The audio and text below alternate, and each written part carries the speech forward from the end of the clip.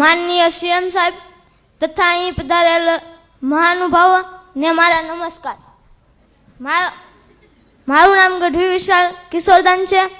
હું વિશેષ વિદ્યાપીઠ અમરેલીમાં ધોરણ 9માં અભ્યાસ કરું છું. મારો પ્રશ્ન સીએમ સાહેબને એ છે કે આપ સાહેબ બધાને સંકલ્પ કરવાનું કહો છો, તે શા માટે? ગઢવી ગામ કયું તમારું? અમરેલી. અમરેલી. બોલો ભાઈ, હું તમને બધાને સંકલ્પ કરવાનું શું કરવા કહું છું? આપણે એક કાર્યક્રમ બનાવ્યો કે સ્વર્ણિમ જયંતિ વર્ષમાં એ સરકારી કાર્યક્રમ ન બની જાય, પરંતુ એ સાચ અર્થમાં ગુજરાતનો કાર્યક્રમ બને, ગુજરાતના નાગરિકોનો કાર્યક્રમ બને. અને એમાં આપણે એક વાત મૂકી કે ભાઈ આપણે બધા એક સંકલ્પ કરીએ. દરેક નાગરિક નાનકડો સંકલ્પ કરે, અને સંકલ્પ એવો હોય કે જેના કારણે સમાજનું પણ ભલું થાય, પોતાનું પણ ભલું થાય. દાખલા તરીકે અનેક બાળકો એવો સંકલ્પ લીધો કે હું હવે જમીશ ત્યારે એઠું નહીં મૂકું, છાડીશ, જમવા જેટલું જ લઈશ, બગાડીશ નહીં. હવે આ સંકલ્પ તો છે નાનો, પણ એના કારણે જો વિચાર કર્યો તો કેટલું બધું અન્ન બચી જાય, કેટલા બધા લોકોની સેવા થાય. ઘણી વાર તો શું હોય કે આપણે એક ચમચી શાક રહી ગયું હોય, જમ્યા પછી અડધી વાટકી દાળ રહી ગઈ હોય, થોડો કચુંબર રહી ગયો હોય, અડધી રોટલી રહી ગઈ હોય, અને આપણે ઊભા થઈ જઈએ. આપણને ખબર નથી હોતી કે હું આ દેશ અને સમાજનું કેટલું નુકસાન કરું છું. આવી નાનકડી વાત. કેટલાક લોકો એવો સંકલ્પ કર્યો કે હું રસ્તામાં કચરો નહીં નાખું. નહીં તો ઘણી વાર શું હોય, આપણે ક્લાસરૂમમાંથી નીકળીએ કાગળ આમ ફાડીને લોબી બહાર નાખી દઈએ. આપણે જ આપણી શાળાને ગંદી કરીએ.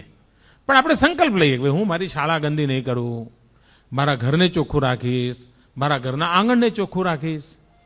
કેટલાક લોકોએ નક્કી કર્યું કે ભાઈ હું પોતે નિયમિત સ્નાન કરીશ. હા, કેટલાક લોકો લીધા સંકલ્પ, હું નિયમિત વ્યાયામ કરીશ. કેટલાક લોકોએ નક્કી કર્યું કે હું શાળામાં ક્યારેય મોડો નહીં પડું, અને એ લોકો એનો અમલ કરે છે. તો ઘણીવાર આમ આપણે સારું સારું કરતા હોઈએ, પણ સંકલ્પ કરીએ તો એના કારણે સારા કામની અંદર એક નવી શક્તિ ઉમેરાતી હોય છે. સંકલ્પની પોતાની એક શક્તિ હોય છે. થાય તો કરીએ, બને ત્યાં સુધી કોઈ ખરાબ ન કરીએ, એ એક વાત છે. પણ નહીં, આ તો હું કરીશ જ, એનાથી જીવન ઘડવામાં પણ સહેલું પડતું હોય છે.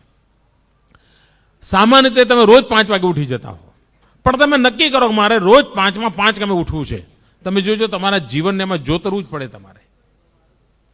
તો સંકલ્પ જીવનમાં ખૂબ કામમાં આવતો હોય છે, અને સંકલ્પ વગરનું જીવન જ ન હોઈ શકે. અને તેથી ગુજરાતના વિદ્યાર્થી આલમમાં સંકલ્પની આદત પડે. પોતાને મન કરતો સંકલ્પ, કોઈ થોપેલો નહીં. તો પછી આ પૂરું કર્યું કે નહીં, ગયો કે નહીં, હું પાછો પડ્યો નહીં, તો પોતાનું મૂલ્યાંકન કરવા માટેનો અવસર મળતો હોય છે. નહીં તો પછી મૂલ્યાંકનનો અવસર જ નથી મળતો. તો સંકલ્પ કામ કરવાની પ્રેરણા પણ આપે છે. સંકલ્પ પોતે જ કામનો હિસાબ પણ માગે છે. એટલે જાતને ઘડવા માટેનું એ મોટું માધ્યમ બની રહે છે. તેથી સ્વર્ણિમ જયંતિ હોય કે ના હોય, મુખ્યમંત્રીએ કહ્યું હોય કે ના કહ્યું હોય, દરેક કુટુંબની અંદર સંકલ્પનું વાતાવરણ બનાવવું જોઈએ. દરેક ઉદ્યોગ ગુરુ હોય એ પણ સંકલ્પ કરતા હોય આ વખતે આટલો પ્રોફિટ લેવો છે, દરેક કરતા હોય છે. વ્યક્તિના જીવનમાં પણ સંકલ્પ હોવો જોઈએ. સંકલ્પ વગરનું જીવન ન હોઈ શકે એવો પ્રયાસ કરવો જોઈએ.